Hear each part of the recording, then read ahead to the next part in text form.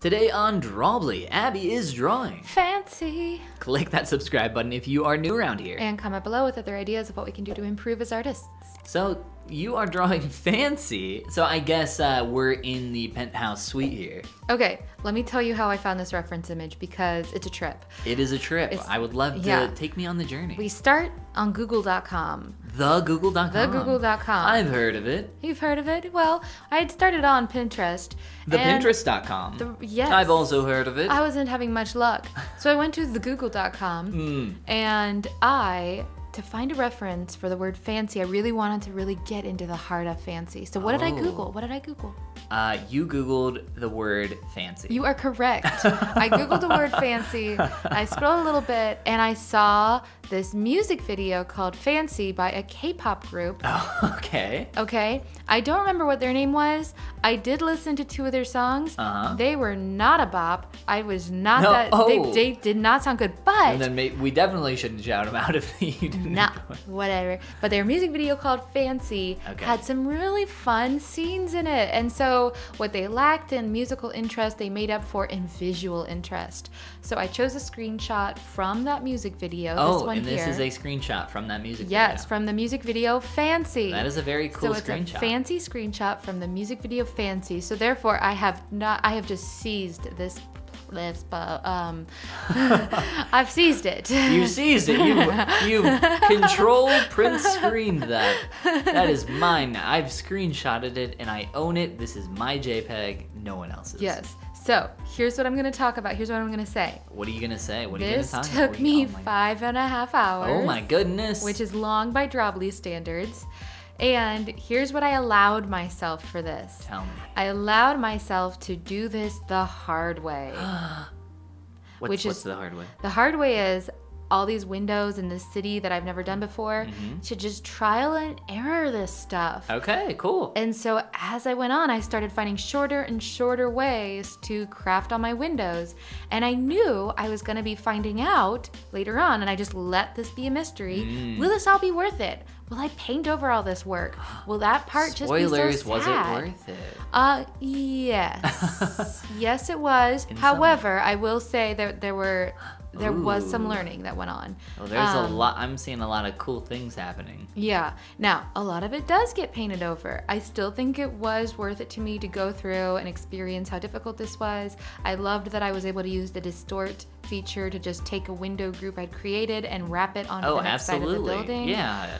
For sure do that. I enjoy using the perspective tool in Procreate to help everything keep the correct perspective. I like that a lot too. I would never work without a perspective tool. I think if I was doing something like this, no point.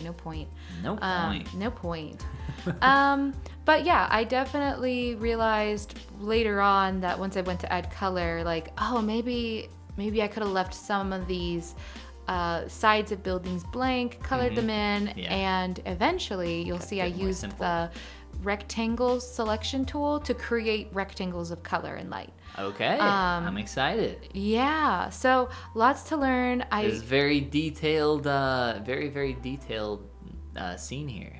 Yeah, it is. But I really wanted to see what it was like to create a detailed city image. I've never done that before, ever. Like it. That's cool. And imagine if you'd never drawn a person before and you decided to draw a person. You gotta start somewhere. You gotta expect it to not be the greatest, but still, you gotta start. You gotta do it. Yeah. Gotta try it. Here I go, I'm starting it. I didn't like how those windows turned out. I erased them all. Oh no. Bye-bye. Goodbye, windows. Lines. Line Which time. actually ends up being one of the most fun buildings, I think, to look at in the finished piece. Ooh, I can't wait. Yeah, once I colored it in. I only saw one YouTube video on creating a cityscape. The takeaway I got from it was, hey, it's a long process. Be patient with it. Don't be in a rush to finish it, because start small. There's a lot to do. There's a lot to do. So that helped me realize, like, hey, this is just going to take a ton of time, and I shouldn't be in any rush to have it finished. And so I wasn't. Did the perspective grid help you a lot? A lot.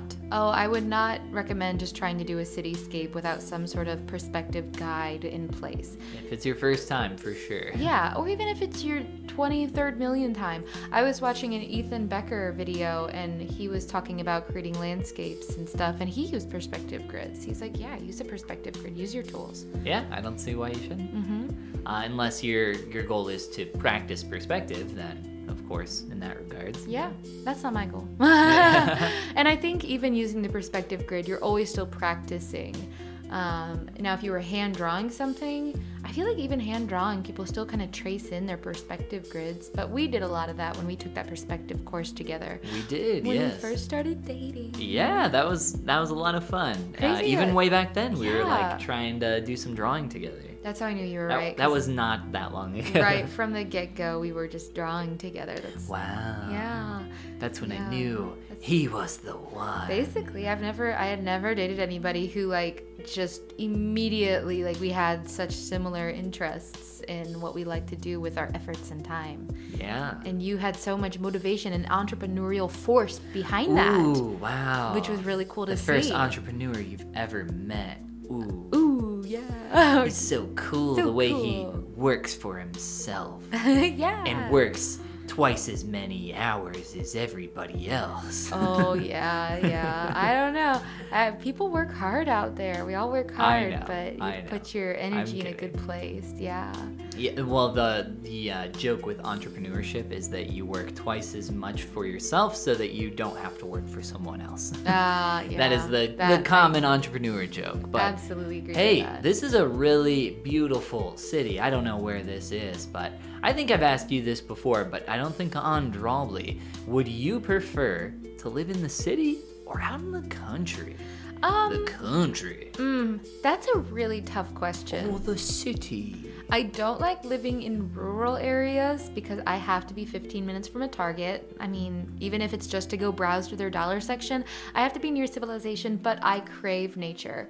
Nature is so important to my soul. You can't have the best of both worlds. But I can, though. Sometimes you can. And I like to visit the city. I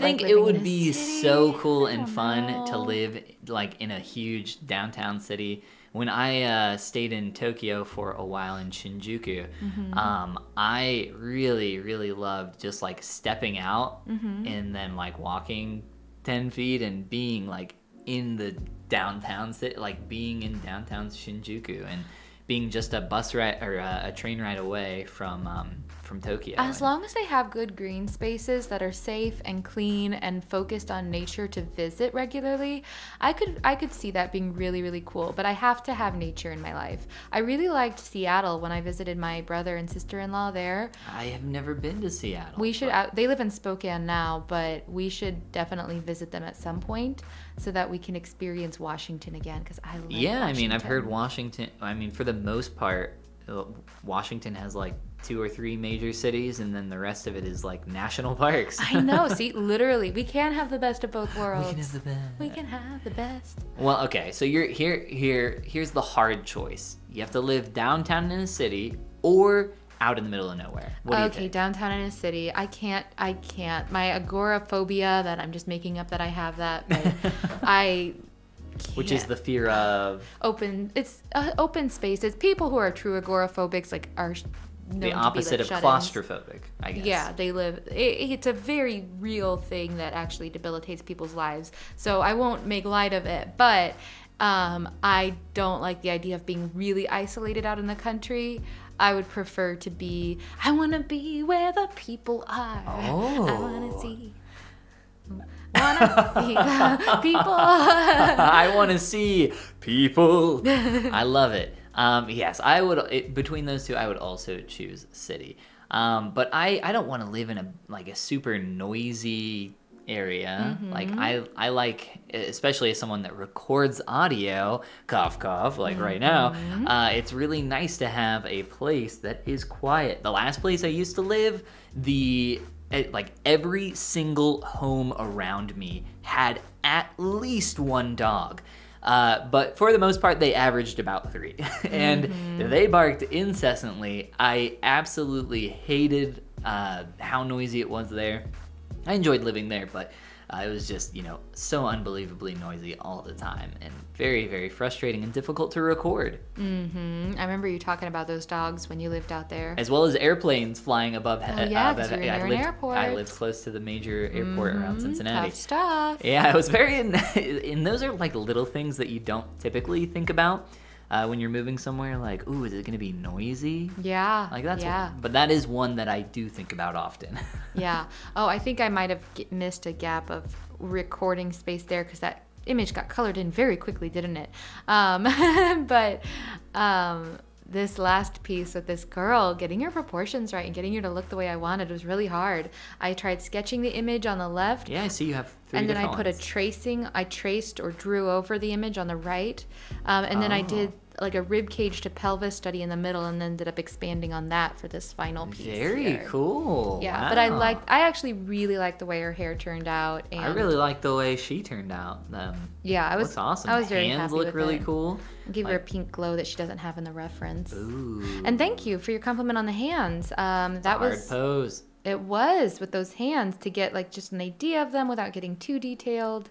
I was pretty happy. Stars in the night Stars sky. in that multitude. Wow, that looks so cool. Thank you. You did such a good job on this one. This one is so crazy complex. I love the little splashes of light everywhere. Thanks. I love how detailed it is. The girl in the front looks awesome. Everything here looks so good. Yeah, thank you. There's still so much I feel like I can do to improve. Absolutely, that I can just see at a glance. But also, it's just nice to sit back and actually still allow myself to be happy with it. This is so cool. Good job. Thank you. Thanks. And if you want to see Abby become even better at art in the future, you should click that subscribe I'm button. getting better every She's gonna day. do it. Watch out. Look out. I'm coming for you. And if you have an idea of something you would like to see us draw in the future, you should comment below. And this is the part where we say Goodbye. Goodbye, everybody. What should we eat for lunch? I think we talked about eating in our last episode. Is this just the trend where we talk about food at the end of each episode? Yeah, I get hungry. I don't know. Let's go see what we got. Okay.